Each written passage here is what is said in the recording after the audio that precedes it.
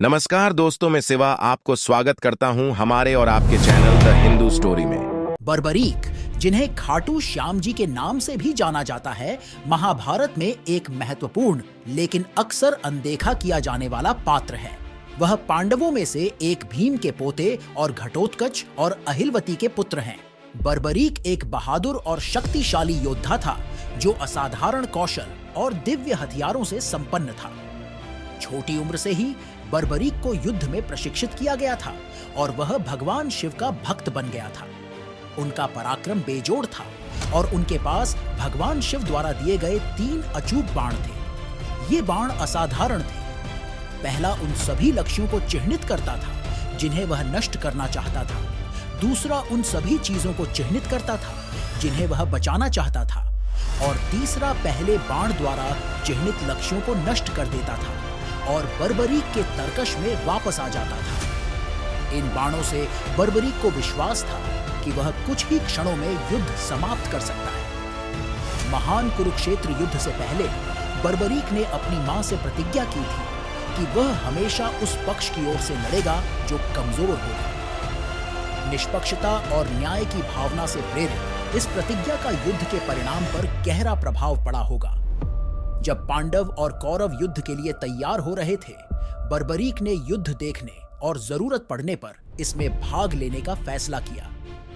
जब वह युद्ध के मैदान के पास पहुंचा तो भगवान कृष्ण को बर्बरीक की अपार शक्ति और उसकी प्रतिज्ञा के संभावित प्रभाव के बारे में पता चला। इसीलिए उन्होंने उसकी परीक्षा लेने का फैसला किया। ब्राह्मण का वेश धारण करके कृष्ण ने बर्बरीक से उसके इरादों के बारे में पूछा।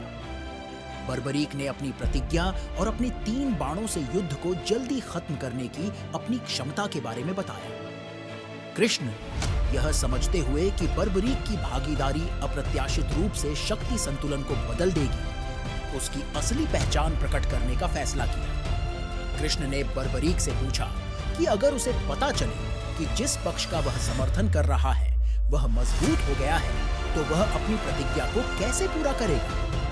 बर्बरीक ने जवाब दिया कि वह कमजोर पक्ष में चला जाएगा, जो तब तक जारी रहेगा जब तक कि वह सबसे कमजोर पक्ष के रूप में न रह जाए। इससे एक विरोधाभास पैदा हुआ जहां बर्बरीक सभी के खिलाफ लड़ाई लड़ेगा।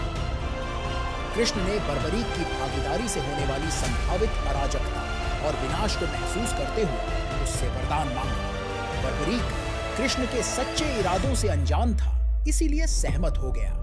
तब कृष्ण ने बलिदान के रूप में बर्बरीक के सिर का अनुरोध किया, जिस पर एक सच्चे योद्धा और भक्त बर्बरीक ने बिना किसी हिचकिचाहट के सहमति व्यक्त की। उसने अपना सिर काट दिया और अपना सिर कृष्ण को अर्पित कर दिया। बर्बरीक की भक्ति और बलिदान से प्रभावित होकर कृष्ण ने उसे वरदान दिया।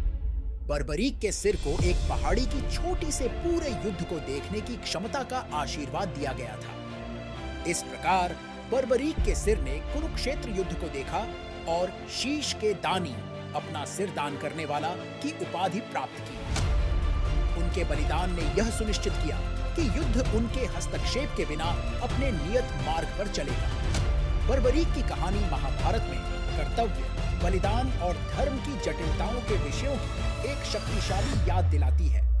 उनकी कथा ब्रह्मांडीय व्यवस्था को सुनिश्चित करने में दैवीय हस्तक्षेप की भूमिका पर भी जोर देती है। आज बर्बरीक को खाटू श्याम जी के रूप में पूजा जाता है, खासकर राजस्थान में, जहां उनका मंदिर एक प्रमुख तीर्थ स्थल है। भक्तों का मानना है कि वह उन लोगों को आशीर्वाद और मार्गदर्शन देना जारी रखते हैं जो उनके दैवीय हस्तक्षेप की तलाश करते हैं, साहस, बलिदान और ईश्वर के प्रति अटूट भक्ति के गुणों को अपनाते हैं। आप हमसे जुड़े रहने के लिए हमारे चैनल को लाइक, शेयर एंड सब्सक्राइब जरूर करें। नमस्कार।